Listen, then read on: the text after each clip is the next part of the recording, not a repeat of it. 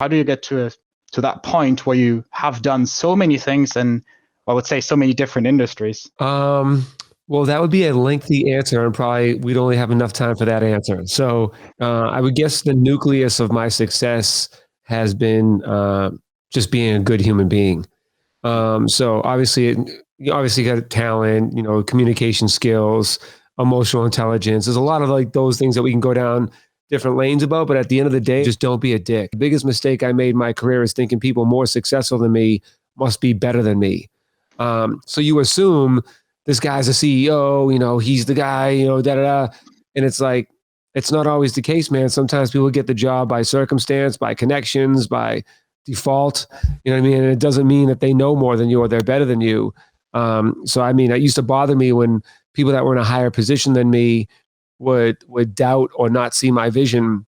And I'd be so frustrated. Like, how do you not see this? It's so clear. And it's not because like I'm the smartest guy in the room. It's just, I have different experiences than most other people. And I've lived like 10 lives. So I understand things that most other people don't. And I've gone through things that other people haven't. But not only have I gone through it and know, I really am analytical. So when things happen to me or I go through stuff or I watch somebody else go through it, I really dissect it and pick it apart and wonder why.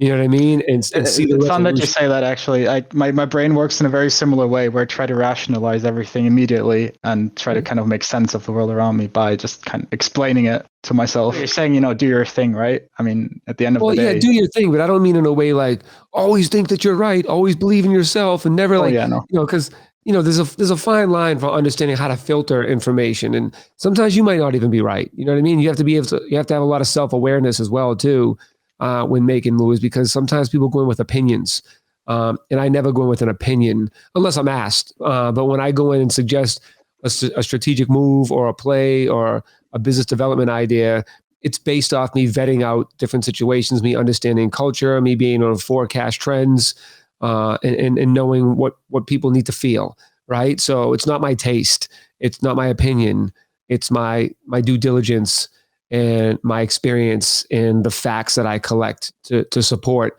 why I believe this is the smart, right move for us to make. I think later down the line I was going to ask you something, but it sort of fit here, because if I look at myself right now, I'm about to graduate, hopefully. I'm going to be looking for a job. But for me, like, I've done a bit of everything. There's no like job title, say I can directly apply for. If people ask me, what are your strengths? And they'll say, oh, you're good at talking to people, blah, blah, blah, blah. But what it really is, honestly, is I enjoy talking to people and I just do it a lot. I never shut up unless I need to listen. But for me, I can apply somewhere and say, listen, I'm good at video editing. This is my portfolio. Hire me, I'm good, right? So how did you, I'm not quite sure what let's say hard skills or whatever you want to call them you have or had or where you started, but how do you go from like transferring and say, I find it so cringe calling it people skills, but like. You just pointed out one skill that you have, right? And maybe you don't want to be a video editor in the big picture, right? But you have that skill now. So you use your skills that you have now to get to the places that you want to get to later. Look, I never even wanted to be a DJ. Like that was never my goal when I was young, but I seen an open lane for me to do that. And it ended up just working out. You know what I mean? So in a very big way, but I used the skill of being a DJ to lift me up to other opportunities that I was really seeking to be a part of. And because the DJing thing worked out so well for me, I did it for a long time, made a lot of money, was very successful. And now I'm now where I really wanted to be 10 years ago in the sense of working on big businesses and strategic advisory roles and business development roles and the things that I really excel at. Marketing and strategy and just, visionary for companies and brands and people. And it's what I've always done, but, it was kind of a gift and a curse. And here's the one thing I'll tell you is that you want to be a great editor if that's what you're great at doing and you want to use that as a tool. So like everybody needs like somebody to help them with their social media, somebody with their audio, somebody with their editing, somebody with their thumbnails, all these like other little things that are super important to the success of somebody else. When you can make yourself of value to somebody, but here's the trick. When you become too valuable at being an editor, it's hard to get away from it because everybody sees you as that and wants you to be that because you're so good at it. Fair enough. Well, editing was more or less like a random example I threw out there, but what you're saying is just like use your skill to get somewhere, and then look from there. I suppose like a step by step. Let's say call a manual or something. Right, because if say like I don't know, like there's a big talent out there, a big company that needs a great video editor, you get in the door by using that skill, but then you start using your communication skills to start showing the other value that you have to add or the other things that you do. But you have to do it in a really subtle, strategic way. It's not like, hey guys, by the way, I know I'm a good pitcher, but I'm also a good this too. Because most people are just like, all right, can you just do this? You know what I mean? So the best way to do it is to like let people find out on their own, but you can strategically make them accidentally find out. You know what I mean? Yeah, I mean, it's what I try to tell people. If you're good at something, people will notice. You don't have to push it on people, because that's I say all the time. I say dope always rises to the surface. So if you're dope and you got a bunch of dope qualities and attributes, people will know and people will find out. In fact, the reason I've been able to excel is because DJing would get me into a room or an opportunity, and then just my talking would make somebody say, aren't you a DJ? Because they'd be surprised that a DJ would be saying such smart things or having people by people, right? I mean, that's what I've heard a lot, and that's what I feel, or I guess learned so in the past couple of years. If you are fun to work with, if you're a decent person, and I mean, if you're not an idiot, right, then people will usually just work with you. Depending if they want, a fun person or a talented person, but if you can be both. Fair enough. Yeah. I mean, if you have nothing to bring to the table, I guess that's a little bit unfortunate. But I mean, I'm sure if somebody wanted like the head of IT, they don't want them to be fun. Oh yeah. Hey guys, I crack out jokes, but what is an interwebs? No, but obviously, like I got 2 e-views, let's say, on the page, and seeing the opportunities through esports, right, through my interest in esports. And I saw you have XSET, I believe, and you worked for FaZe Clan, obviously, like a gigantic name in the business. So how do you actually, what exactly did you do for FaZe Clan? Because I actually don't actually know. So I was the vice president of business development. So I was there from the beginning, the inception of creating a business around FaZe Clan. So prior to us getting there, FaZe Clan was a bunch of popular kids online, known for trick shooting and gaming and creating content. They had no business model. So we went over there, being guys that have already built businesses in the past. We went over there, built the whole roadmap for the business, the revenue model, and I brought all the biggest celebrity investors in, from Offset to Sway Lee to Pitbull, Yo Gotti, DJ Paul, Ray J, Troy Carter, all those people. We brought in some of the biggest brands, from NFL to Bear Brick to Champion. So everything that really helped the company as a company move forward and become more culturally relevant in pop culture. If you didn't know like esports or gaming, you didn't know who FaZe was. We helped make the FaZe brand a brand name, right? You know what I'm saying? That would be recognized.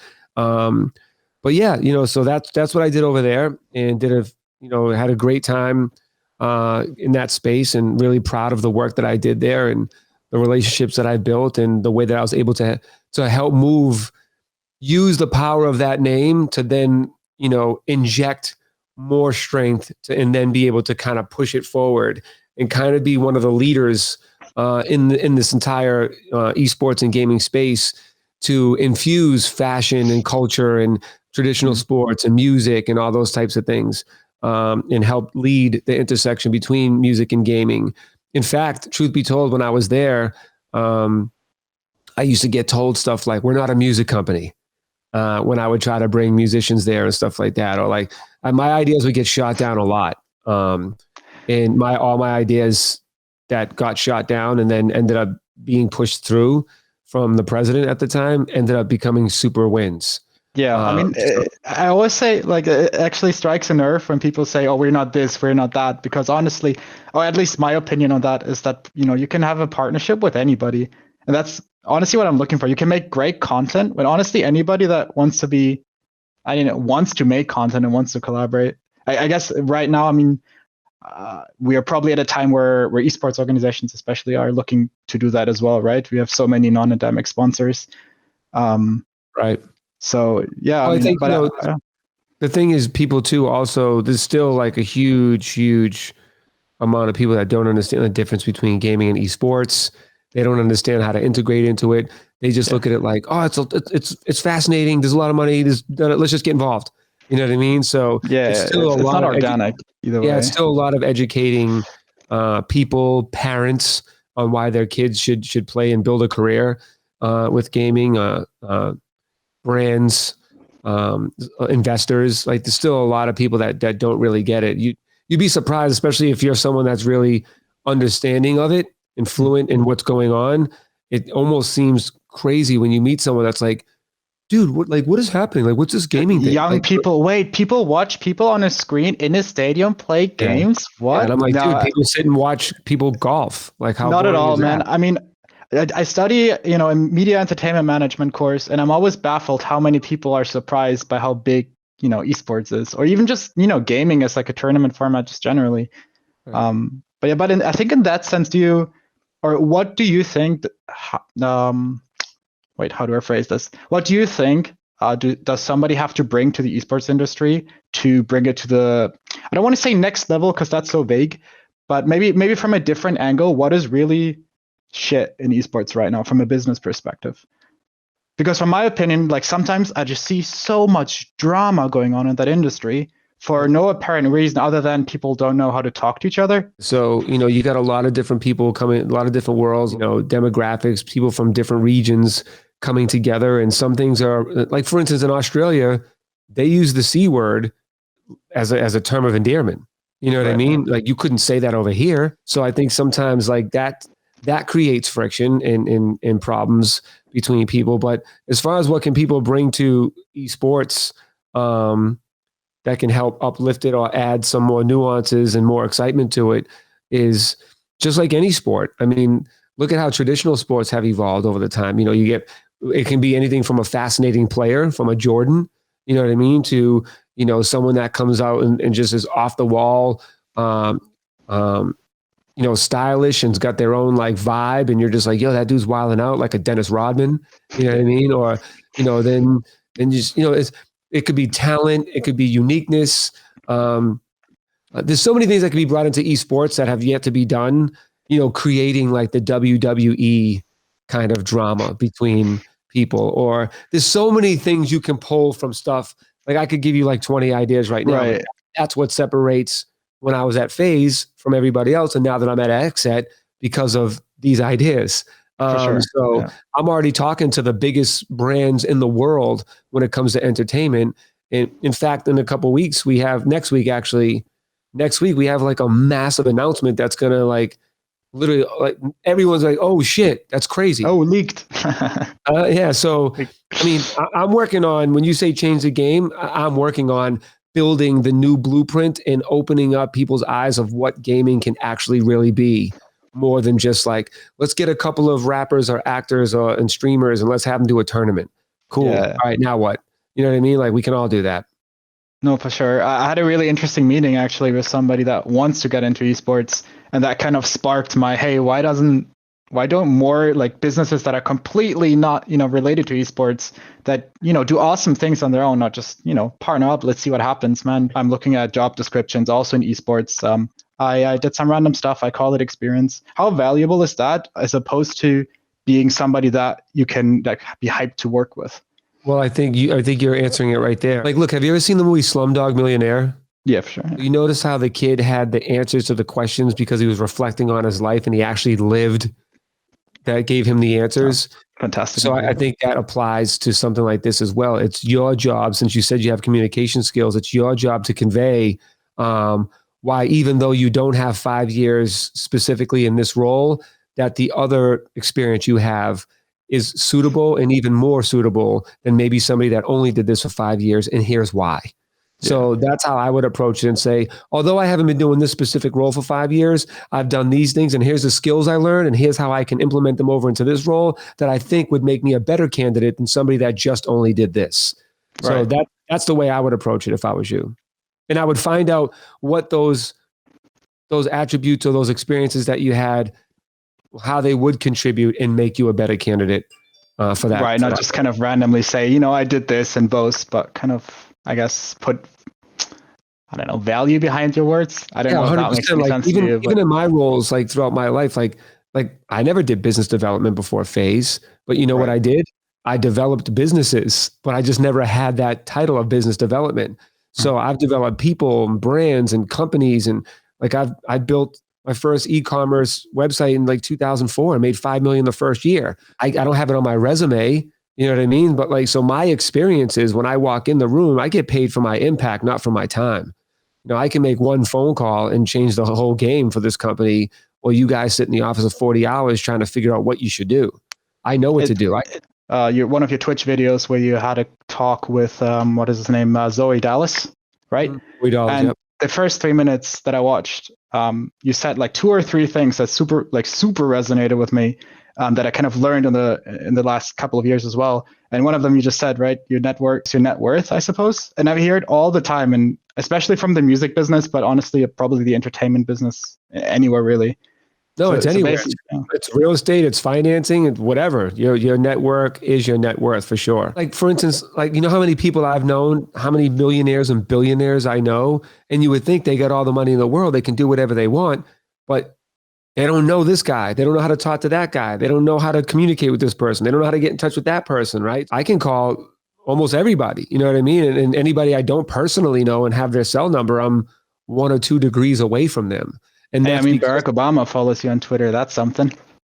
and that's because of 20 years of doing what you asked me in the first question. You know, not being a dick, meaning what I say, saying what I mean, following through, following up, over delivering. So, you know, when I call people, they answer the phone because they know if I'm calling, it's for good reason and probably a reason that they're going to win. I suppose like one thing I'm taking away from this call is just do your thing, but don't do it mindlessly. Like you said, just No, kind do it of. with intent. I mean, I'll tell you right now what I tell everybody, and I even talk about it in my book. You know, it sounds really simple, and it is, but most people totally forget this, and they just run rogue. Therefore, they never have any like kind of board to go back and check and see if they're doing everything right and following the roadmap that they built. And that's making a plan. So right now, if your plan, for instance, I graduate and within 5 years I want to be here, you literally got to write that out. Here's where I want to be. Here are the steps I'm going to take to get there. And in your plan, you have to plan for failure, because if you don't plan for failure, then you won't know how to deal with it when it happens, right? So what happens if this doesn't work? Make some sidebars. You know, that's what you do. When I first started in the music business, I gave myself a 5-year plan just for record label executives to know my name enough to take my call. Within 2 years, I destroyed it and won like Radio DJ of the Year, new mixtape DJ of the Year in New York. I had my first major label placement, got my first $15,000 check when I was young, like became one of the top mixtape DJs in the world, like in 2 years. You know what I mean? So, you know, your number one goal should be to make your plan and then try to fucking destroy that plan. Yeah. And there's nothing better than having to make a new plan because you already fucking owned that plan. I think that's a big thing I'm missing, honestly, right now. I don't know what it is. I'm allergic to planning. I feel like it puts a clock on me, so I kind of need to get over that. And I don't know if it's fear or anxiety or just I'm just not. It might be because you feel well. like once you make that plan, you have to like stick to it like totally. And Yeah. it's like you can't build a house without having the blueprints, right? Yeah, for sure. You can't sit there and be like, you know, I want to have windows here and I want to use that kind of shingles and da da da da da. You got to write it down. You got to you got to write the blueprint to know what you need, because sometimes when you're off your footing, you got to look back at that plan like, oh yeah, now I'm back. It's just like with everything. Like you have to look back and see if you're on the right path and doing what you need to do. And then what else is very important is making sure that you acknowledge your little victories. Because what most people do is they make this lofty goal that sometimes is unrealistic, right? But they make this such big pie in the sky plan, and every time they don't get to it, they feel defeated or deflated. And the more you like to feel like a failure, the more it takes a toll on your emotions and your mind, and the more you feel like you're never going to get there, you're never you start beating yourself up. You become your own worst enemy. So if every day, like say today, your big goal was, I don't know, what's something that's important to you like every day? Actually, right now, writing my thesis, man. Okay, so let's say writing your thesis was this week's big goal, right? And you know how great it feels when you get that done. You're like, I feel great. It's like, you hate to go to the gym, but once you're done, you're like, I feel dope, right? So it's like when you have your big plan for the week, you have to be mindful and write down all of the little victories, because I'm going to tell you why. So what you'll do at the end of each day that you don't get the thesis done, you're like, fuck, I didn't get the thesis done. And you feel whack. And you totally neglect and ignore the other 13 great things that you did because you're just beating yourself up over the one thing that you didn't do. So if you make a list, I call it a little victory list. I make one every day, right? And then I just check it off, right? At the end of the day, when you didn't get it done, you look back at that list, you're like, holy shit, I sent out 17 emails. I had 4 calls. I made 2 new connections. I did this. I did that. Now you're like, yeah, I actually fucking murdered today. You know what I mean? So, and you're like, I'll just get to the thesis tomorrow. You know what I mean? So you got to keep like making yourself feel enthused and excited to keep moving forward and recognizing that you are still winning, that you are still pushing ahead. That one thing you didn't get done doesn't send you back. It's just a speed bump, and speed bumps don't stop you from getting to your destination. It just slows you down for a second. Sweet. Yeah, no, I mean, super inspirational. I mean, you can probably take that, put it in a video, and just send it off. No, but I feel that. I think these guys are going to do that. Yeah, Aaron is here like, oh yes, this is so good. I'm assessing you a little bit, right? And I can tell from your personality that you have great ideas. You kind of know what you want to do and where you want to go, but you're a little bit lost and stuck on like how to get there and what's the best way to do that and how do I make people see how great I really am inside that no one sees because I haven't done anything yet great enough to make them see how great I am. But I know that I'm great. That is exactly it. That is absolutely it. Let me tell you why I can tell. I can tell from the way you're talking, from your posture, from the way that you're talking to me. I mean, this is the skill that I've developed over 20 years. I know when I talk to somebody for 1 minute, like who they are, right? And what they need to feel. And that's what life is about, feeling, right? It's about selling a feeling, making people feel a certain way, you needing to feel a certain way. You know what I mean? How do I feel good about my day? Everything's about feelings, man. So when you look at it from that perspective, it's like, what do you got to do to make yourself feel good today? You got to get this thing done. What do I got to do to make my girl feel happy today? Right? I got to tell her this. You know what I mean? So it's like, it's really just dissecting life and understanding different mentalities. And the one thing that I realized that hopefully this will be useful for you too, is that when I started coming up, I detached my personal self from the brand. In a company called Clinton Sparks, I detached myself emotionally. So I was never bothered from someone that didn't like something the brand did, and I never had an ego from something that they loved. I looked at it as the CEO of the brand Clinton Sparks. And if somebody didn't like something, I didn't get mad at them or angry that they didn't like something I put my heart in. Well, that's a customer that I haven't quite figured out how to make them happy. So now I need to figure out, based off this information I got, there's going to be more people like that person. Like, that's not the only person that must think that way. Hey, for sure. If everybody likes you, I think something is wrong. Right. So I look at it like, okay, so there's probably a big group of people that think like this person. How do I start addressing that? And then when there's people that like say, oh my God, I love you, you're dope. I'm just like, great. Here's a customer that loves what the company's doing. How do I continue to provide what they're liking? Right. Yeah. So, and that's like one thing you need to look at as you're going forward in life, you know, streaming, whatever you end up doing with your life, just don't be affected by those that aren't a fan of it. Take that as market research or a focus group that you got for free to see how you can better improve on you, your brand, your product, your merch, whatever, your company that you're running, whatever it is. So right now I'm looking to help us as a Team 7am, our esports organization, to get more sponsors. There's 2 separate things, right? I am actually writing my thesis for us. So I'm writing my thesis about sponsor acquisition in esports. Mm-hmm. But also that's what I'm trying to do for us. You're teaching yourself while you're writing it. Sort of. And I'm sort of my own client. Don't tell my teachers. But no, so I feel like if you're a younger org that doesn't have, let's say, as much audience as maybe a bigger brand that is looking to sponsor something, how do you approach that? You just become dope. Like you don't worry about. I believe we are. So how do you go? You know, the brands and the people will dictate that for you, right? For sure. So a rapper can think he's dope, but if no one's streaming his music or no one's liking his stuff, then is he really dope? You know what I mean? Okay, fair enough. Yeah, for him he is. I wouldn't focus on brands and sponsors. I would focus on becoming the best org I can be and creating something that's different. And making myself the obvious choice, right? So I would focus on who's in my organization, how it's ran, And then again, making a plan on how we're going to get to the brands, right? And so here are the things I know that brands care about. Here is how we can actually add value to these brands. See, right now you might be just saying, I got an esports company. I got to get these brands familiar with us so we can get some money from them, right? But at this point, do you really add that much value to them? Like, I don't know. You got to be honest with yourself and ask yourself this question, Dude, right? actually, I have to shout out to our director. He's literally said very similar things about that, kind of trying to teach me, how to approach these things. But Right. I feel like I'll tell you, you got to get my book. There's a quote, a part in my book where I say, if you feel like a winner or triumphant because you were able to convince somebody to buy something or invest in something that doesn't bring great value to them, that doesn't make you a great salesman. It makes you a con man.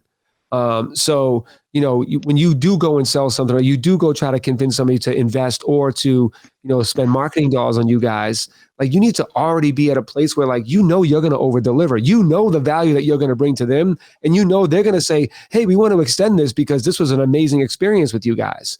Right. So if you're not at a point where you can do that, I would hold off on that now, because what you don't want to do is burn through one and dones and then they don't ever fuck with you again because they didn't get no value out of it, or they seem like it was a waste of time. And not to mention, for the big picture, you're hurting the whole industry because now you're oversaturating with another esports org. For sure. That's convincing an unknowing brand to get involved, and then they have a bad experience with your thing. So now they look at all of esports and gaming as that's the experience they're going to have. When are you streaming on Twitch? Like usually what weekdays?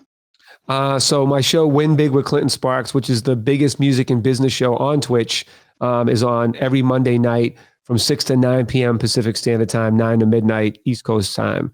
We have everybody. I have everybody on there, from Damon John to Offset to Sway Lee to Rob Dyrdek to T.I. to, Yeah, I do. I scrolled through the videos and I was like, holy crap, man, I should probably watch this, because that's usually what I would watch. Yeah. No, it's a good time, man. There's a lot of game, a lot of information. And what I do is I have these people, kind of talk about their whole story, their ups and downs, their wins, their losses, and the lessons they learned, so that people can kind of listen. Because it's, a lot of times you look at somebody like, let's just say Post Malone, right? And you'll think like, man, this dude's on top of the world. He's killing it. Everything he touches turns to gold. But you don't know his insecurities. You don't know his fears. You don't know his losses. You don't know like the times he was bummed out over things, or you don't know the lessons he learned because of mistakes that he made. You just see the wins. You know what I mean? So I think that, and then other people that haven't gone through that experience, they look at it like, why does it seem so easy? Or how come I can't get what they get? Or, man, I'm doper than that person. Well, how come I'm not as great as they are? And like, because you don't know all of the other things that went on behind the scenes to get them there. And that's what I really try to pull out of people in these conversations on Win Big with Clinton Sparks, exclusively on Twitch. Get familiar. Awesome. Yeah, watch that guy, man. I'll check it out, definitely. No, it's awesome. I've heard similar things from masterclasses that, what was it? Snap-B music? Snap-B? I don't know. But they've said very similar things about, these are people, you just make them people, and they face most of the people I have on there, like I've known, for 10, 15, 20 years. So it's like it becomes like a fun conversation where they'll let their guard down and say like I just had Little John on the other day, and we talked about the whole story of how Turned Down for What almost didn't happen and why. You know what I mean? Because I discovered and signed DJ Snake. So Snake was signed to me, and I introduced him to Little John. And then they did the record, and like they were mad at each other, and there was fighting. And I'm like, guys, like trying to coordinate the whole thing and tell Snake, who like is from France and doesn't really understand like lingo in America, like, no, this, and tell John, like, he just doesn't, you know what I mean? I was like a referee through the whole thing and making sure it worked. It was an interesting conversation because John was telling his side of the story while I'm telling what's going on parallel to what he's doing that he never knew about until we talked about it the other day. So it's cool conversations like that. Dope. Thanks, obviously, Clinton, for doing this. I think it's really awesome to get into somebody's mind that is somewhere where I guess at least you want to be at some point, or in a direction that you want to be. You need to aim to be more successful than me and be better than me. Learn from people like me so that you can fucking shit on me. That's why I love to give people information and show my blueprint and help them see open lanes for themselves, because I want people to win. You know what I mean? And like the experience and knowledge are the two ways to win, right? I don't care how talented you are at the guitar or how talented you are at streaming. Like, in order to build a business, you need experience, and you can't just learn experience. You have to experience it. So doesn't matter how many books you read, how many courses, how many seminars, how many webinars, any of these things that you go to, yeah, you can get like the rules, or you can get some experience from other people. But until you understand and you go through it, you won't know how to emotionally respond to something. You won't know the time to pivot. You won't know how to react to something or how not to react to something until you actually have to go through it. So I noticed a lot of people that I've read and watched, they tell you kind of the game, but then like when you run on the field, you're kind of like, oh shit, I'm on the field now and I'm super pumped about it, but what do I do now? And I think a lot of people don't really go that next mile. And that's what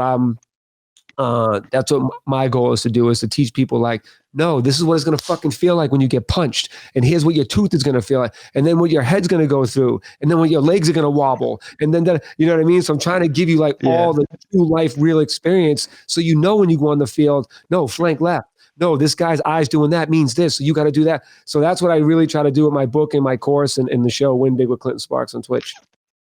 Amazing, man. Thanks so much. Just a really quick question, just for me. If I'm looking for interview partners, right now for my thesis, I'm looking for interview partners that are in, say, decision-making positions from sponsors, so that are in esports. Can you throw a name at me? Who do I write when I want? Let's say, okay, Red Bull sponsors an esports league. I think they're also in League of Legends. Who do I write to get an interview with them to tell me, hey, this is how they actually make the decision in esports to sponsor, or not in esports, but to sponsor an esports team, and this is why they committed $1 million to sponsoring this team, as opposed to 10,000 to this team.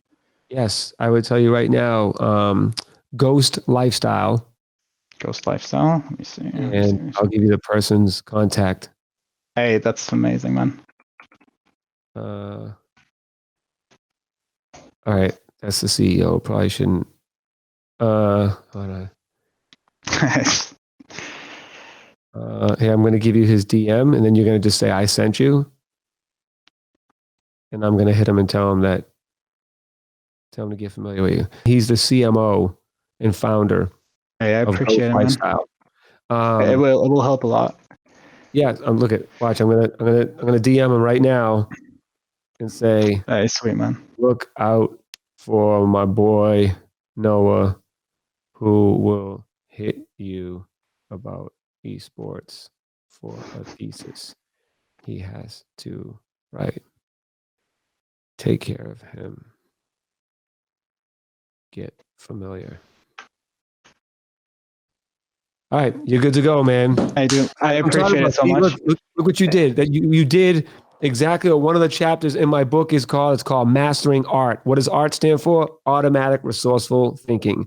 You automatically thought about a resource that you had, and you took advantage of being on a call with me and asked me, now I just made you a connection with this guy. Who knows what that leads to? Maybe you say, hey, I'm trying to get into this. And maybe they want you to work with them at some point or whatever. You know what I'm saying? Like, that's what you have to do. You have to master art, automatic resourceful thinking. Noah, you're the man, dude. I'm super happy that I got this time to spend with you. Hey, great thanks questions. so much. And I wish you the best on your thesis, man. And thank you for what you wrote into eFuse to make this conversation happen. Hey, man, I appreciate it so much. I'll see you on your streams. All right, buddy. All right, take care. All right, don't forget to rep the set.